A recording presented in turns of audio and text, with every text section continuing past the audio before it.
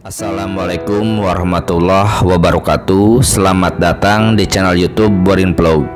Di kesempatan ini saya akan mengisahkan sebuah kisah legenda, misteri, mitos, serta asal-usul Gunung Ijen.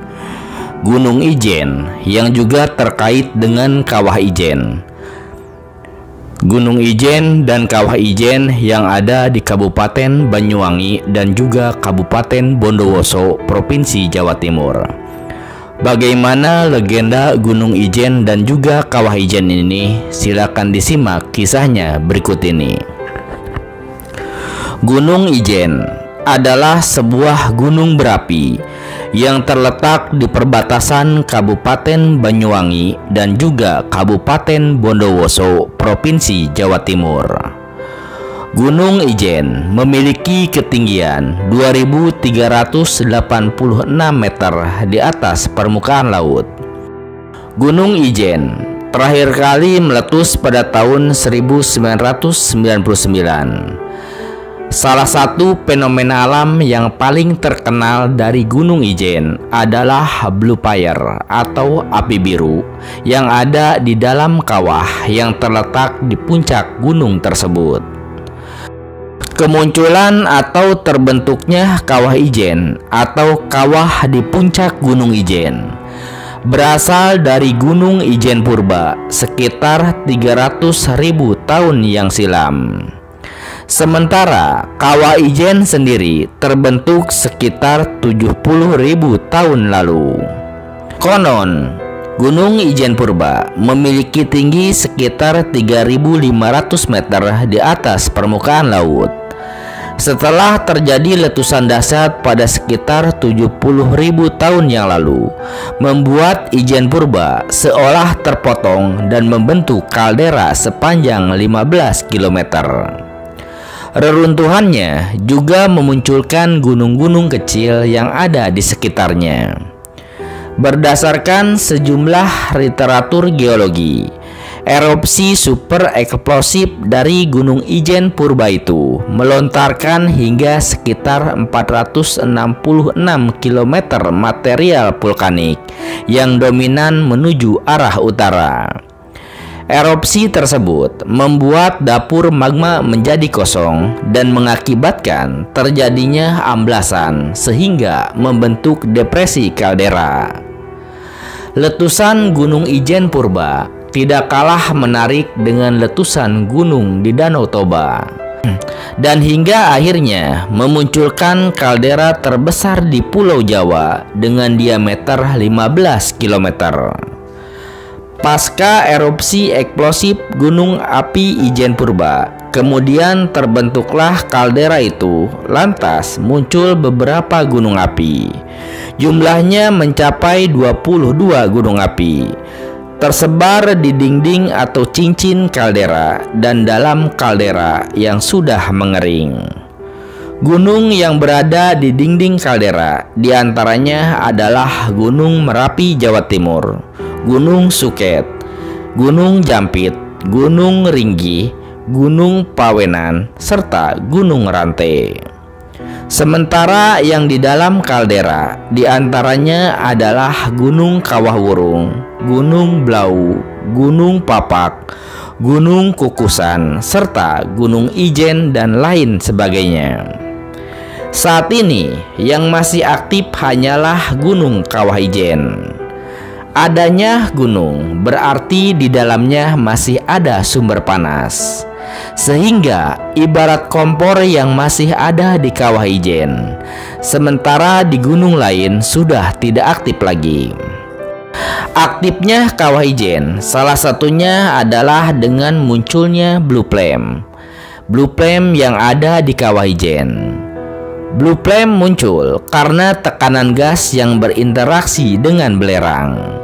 Keluarnya H2S yang ada di permukaan dengan suhu tinggi menimbulkan api dengan warna biru, sehingga kemudian dijuluki dengan api biru. Blue Flame muncul seperti halnya kompor gas. Berbeda dengan kompor minyak yang menyala melalui kapiler, ada gas dari sistem magmatik di bawah Ijen, sehingga H2S keluar di permukaan dengan suhu tinggi. Kemudian berinteraksi dengan belerang menimbulkan api berwarna biru.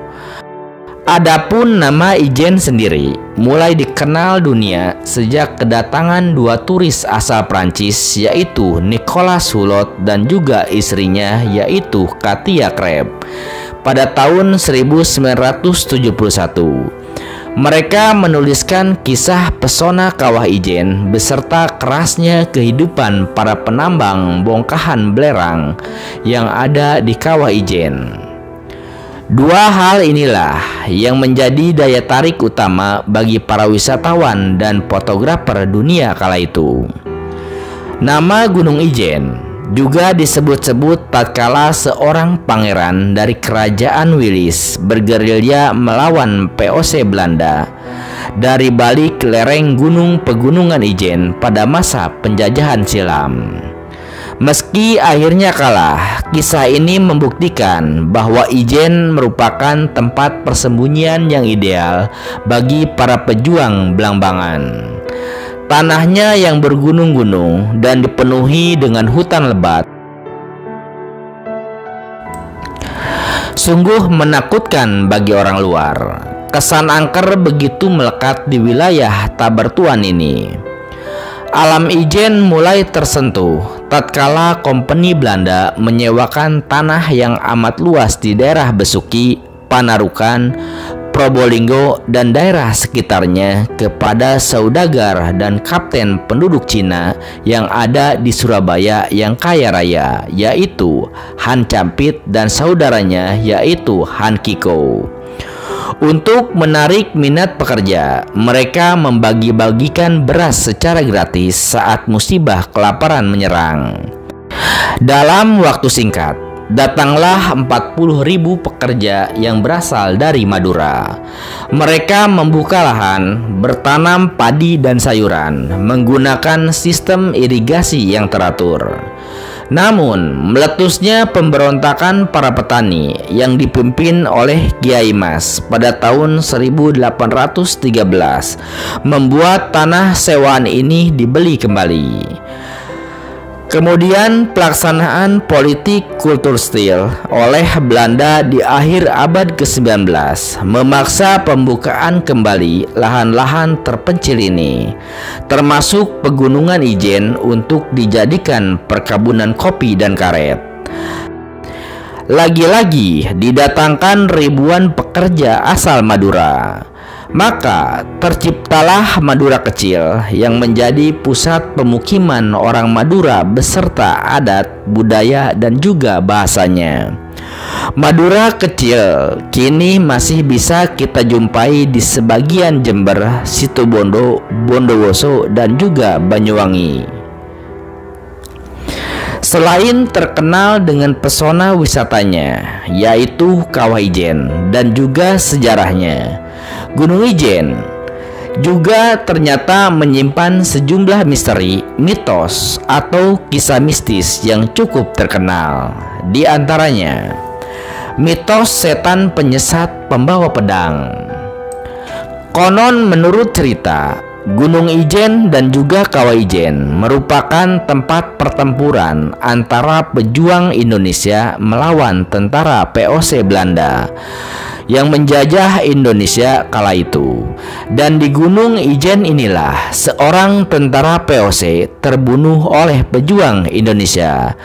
Kematiannya pun sangat mengenaskan karena kepalanya terpenggal oleh sebuah pedang. Sosok inilah yang diduga menjadi penunggu Gunung Ijen hingga saat ini. Arwah tentara VOC itulah yang menjadi arwah pendendam.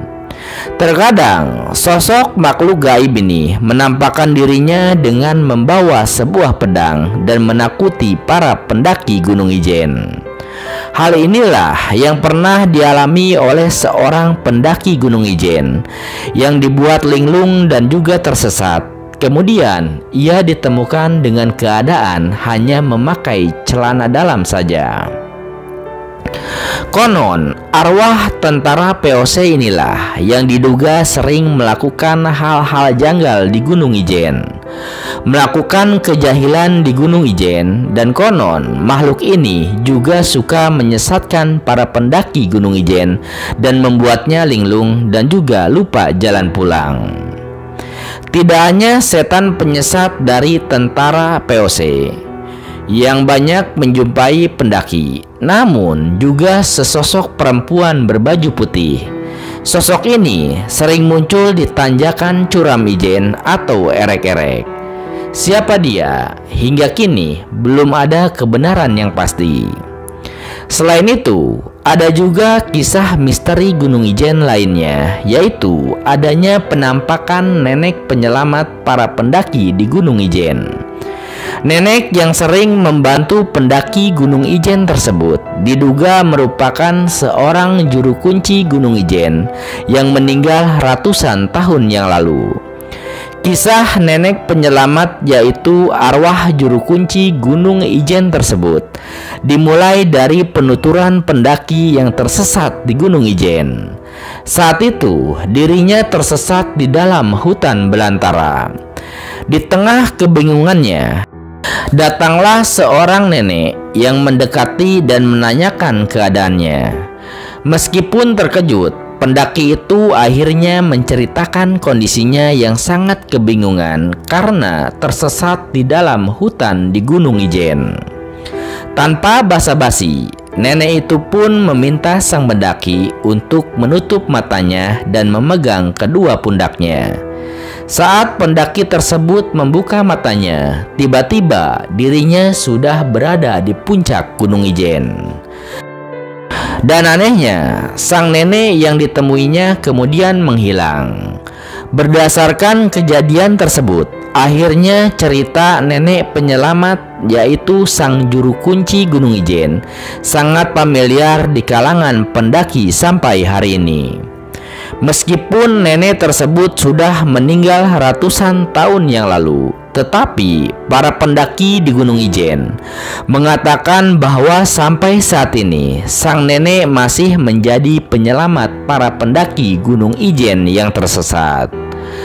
Kemudian ada juga kisah misteri, yaitu adanya bunga abadi yang didasarkan pada legenda asal mula Banyuwangi, di mana Patih Sidapaksa diperintahkan oleh raja saat itu untuk mencari bunga abadi.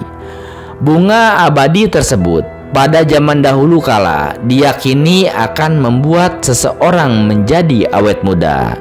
Sebenarnya bunga abadi tersebut ternyata adalah bunga Edelweiss. Bunga yang memiliki nama latin Anaphalis japonica ini memiliki keunikan tersendiri, di mana bunga ini tidak cepat layu setelah dipetik cukup lama. Akan tetapi, sekarang ini keberadaan bunga Edelweiss di Gunung Ijen semakin berkurang jumlahnya. Hal tersebut disebabkan oleh ulah oknum yang memetik bunga Edelweiss secara ilegal untuk dijual atau dijadikan kerajinan tangan. Itulah sejumlah kisah misteri, mitos, asal-usul, dan juga sejumlah legenda yang ada di Gunung Ijen dan juga Kawah Ijen. Nah, seperti itu kisah legenda, asal-usul, misteri, serta mitos-mitos yang ada di Gunung Ijen ataupun Kawah Ijen. Terima kasih sudah menyimak kisah ini di channel YouTube Bolin Vlog. Di channel ini Anda juga bisa menyimak sejumlah kisah legenda dari berbagai gunung lainnya yang ada di berbagai wilayah di Indonesia. Terima kasih atas perhatiannya. Sampai jumpa di cerita lainnya. Assalamualaikum warahmatullahi wabarakatuh.